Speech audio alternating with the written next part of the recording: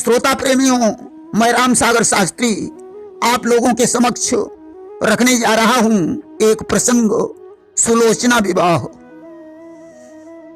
देखिए, एक दिन की बात है, माता पार्वती जी ने भगवान शंकर का अपने हाथों से श्रृंगार किया।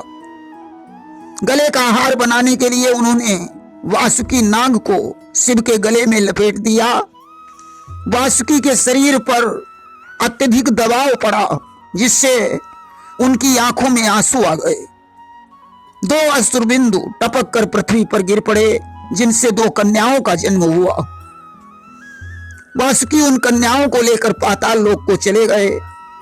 उन्होंने उनकी सुंदर आंखें देखकर सुनैना और सुलोचना नाम रख दिया। कन्याएं धीरे धीरे बड़ी होने लगी। सुलोचना भगवान शंकर की परम भक्ता थी। वह नित्य प्रति शिव मंदिर में जाकर भगवान शंकर की पूजा किया करती थी कि शिव मंदिर नित जाई कुमारी, पूजई प्रेम सहित त्रिपुरारी। एक दिन की बात है, जब सुलोचना पूजा करने के लिए शिव के मंदिर में पहुंची, वहां उसने रावण के पुत्र मेघनाद को देखा कि एक दिवस घननाद को सन्मुख वहां निहार, तन मन धन से हो गई सुलोचना बलिहार। मेघनाद को देखकर सुलोचना मोहित हो गई। आज तो दोनों में प्रेम हो गया। अब तो मेघनाद अक्सर उस मंदिर में आने जाने लगा। जब उसका विरह सहन नहीं हुआ तो वह सुलोचना का हाथ मांगने के लिए वासुकी के पास पहुंचा कि मेघनाद कीन्हु गृह फेरा, और मांगो हाथ सुलोचन केरा।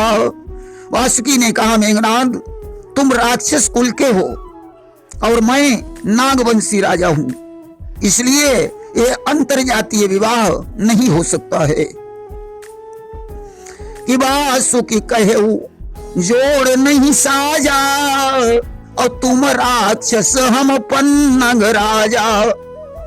तुम भिक्षुक की तरह मेरी कन्या मांग रहे हो।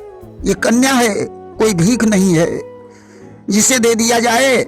इन वचनों को सुनकर मेघनाद क्रोधित हो गया।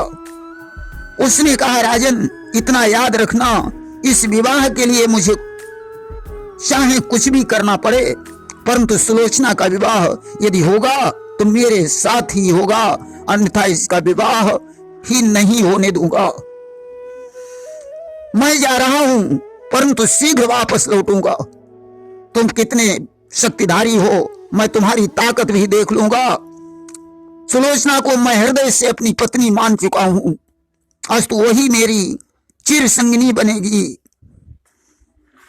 कि मैं दिल से नारी मान चुका तो यही चिर संगिन होगी। गणनाद वीर दूल्हा होगा और सुलोचना दुल्हन होगी।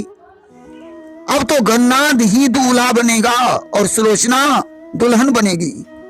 इतना कहकर गणनाद ने सेना लेकर पुनः वासुकी पर चढ़ाई कर दी।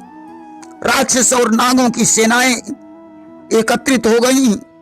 घमासान युद्ध होने लगा। आज मेघनाद की मार से वासुकी 14 करोड़ नाग सेना भाग खड़ी हुई। उन्होंने वासुकी से जाकर कहा, दुहाई हो महाराज, मेघनाद कोई मामूली योद्धा नहीं है। अस्तु वासुकी ने स्वयं जाकर मेघनाद का मुकाबला किया।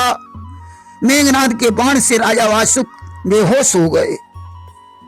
मेघनाद ने तमामों नागों को जख्मी कर दिया कि बहुभुजंग घायल करी डारे, और सब प्रकार वासुकी नपुहारे। वासुकी के बेहोश हो जाने पर मेघनाद को मौका मिला। वह सुलोचना को लेकर लंकापुरी की तरफ चल पड़ा। कि तब लई सुता वीर बलवंका, और डंक बजाई चले गढ़ लंका। अस्तु लंका में पहुंचकर उत्साह छा गया। सुलोचना और मेघनाद का विवाह हो गया।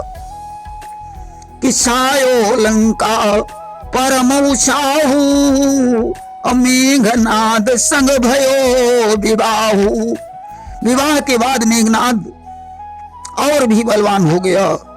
अब जब भी वह युद्ध करने के लिए जाता था तो पत्नी के द्वारा तिलक करवाकर और गले में माला डलवा कर जाता था, जिससे संसार की कोई शक्ति मेघनाद को जीत नहीं पाती थी।